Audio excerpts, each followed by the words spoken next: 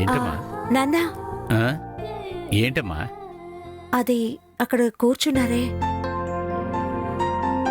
ఆయన వల్లే నాకు డబ్బు దొరికింది నాన్న. ఓ అలాగమ్మా. అతనికి ఒక థ్యాంక్స్ చెప్తానమ్మా. బాబు నమస్కారం.